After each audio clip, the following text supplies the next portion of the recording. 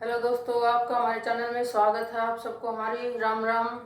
आज मैं एकादशी के बारे में बता रही हूँ। जैसे कि आप सभी जानते हैं, पितृपक्ष चले हुए हैं 16 दिन तक। अभी और दो तीन दिन बाकी है अमावस्या तक। और आज ये आश्विन मास की कृष्ण पक्ष की इंदिरा एकादशी है, जो पितरों के नाम से बहुत प्रसिद्ध है और पितरों के लिए बहुत बड़ी मानी जाती है। आश्विन महीने में आश्विन महीना भी अपने आप में एक शुभ और पवित्र महीना माना जाता है।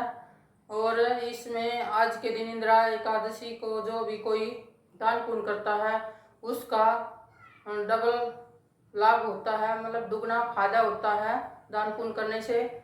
जो अपने पितरों के निमित्त आज के दिन ब्राह्मण भोजन कराता है, श्वान, कुत्ता और गाय को खिलाता है, तो उसको लाखों करोड़ों दुगना फायदा उसको मिलता है, उसके परिवार को मिलता है।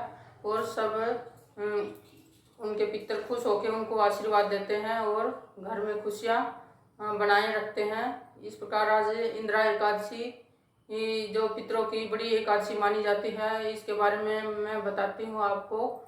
आज जैसा कि एक दिन नारद ऋषि ब्रह्मलोक से यमलोक में जा रहे थे और वहाँ जाकर यम की सभा में एक राजा को वहाँ सभा में बैठे हुए देखा और निराश देखा। तो नारद जी बड़े दुखी हुए और सोचने लगे मन में, ये कैसे, मतलब इतने बड़े राजा होकर यहाँ यम की सभा में बैठे हुए हैं और निराश हैं। उसका पिछला क्रम उन्होंने देखा, सब कुछ शुभ और अच्छा था, लेकिन एक एकादशी बिगड़ने के कारण उसको यमलोक मिला।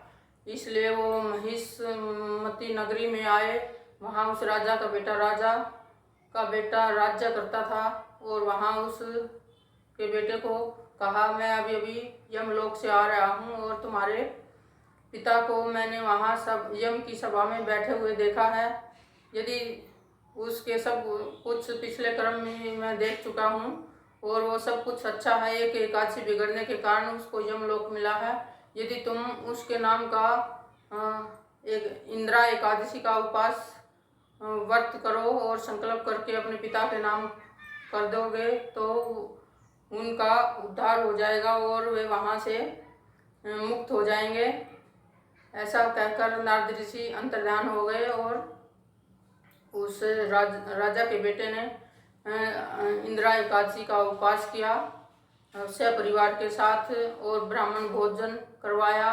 गौओं को और मीठे मीठे फलों और मधुर फलों और मिठाइयों से उनका पेट भरा और गाय, कुत्ते और पशु पक्षियों को और भी ये सब को दान पुण्य अच्छे से मतलब खिलाया और रात भर जागरण किया।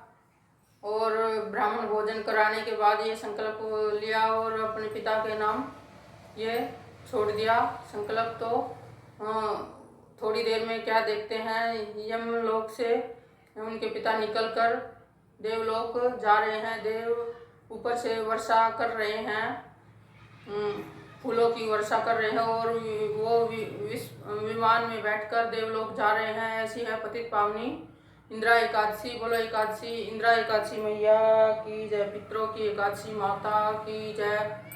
और इसमें ये एकादशी जो है इंदिरा एकादशी, इसमें 3 बार या 5 बार शब्दा कहने से भी पितरों का उद्धार हो जाता है। यदि किसी को कुछ नहीं मालूम हो, व्रत उपवास नहीं करे, तो भी आज शाम के समय जैसे पीपल का पेड़ है, बेलपत्री है, दरवाजे के सामने तुलसी के पास और घर के मंदिर में या मंदिर में जाकर विष्णु भगवान और लक्ष्मी के सामने घी का दिया जलाना बहुत ज़रूरी है। ये सब हमारे पितरों को ही जाता है। वो पितर खुश होकर हमको आशीर्वाद देते हैं और सबको खुशी देखकर वे भी खुद खुश होकर अपने आप में बहुत खुश होते हैं। और अभी तो पितरा अमावस्या भी आने वाली है।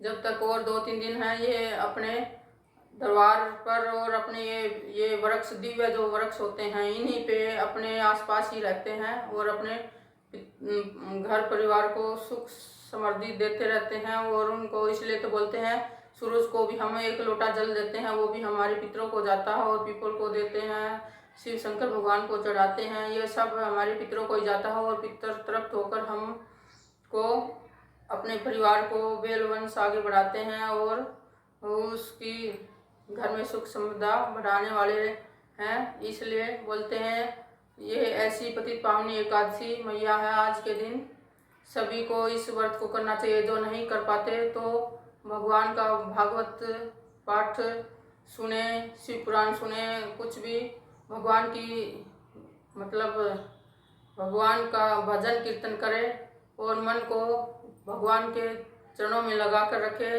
काम करते करते भी राम राम राम राम जपते हैं तो भी हमारा उद्धार हमारे पितर करते हैं। ऐसी है पतित पावनी एकादशी मैया।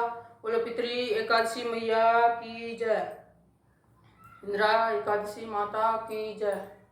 जय सिया राम। जय जय सिया राम।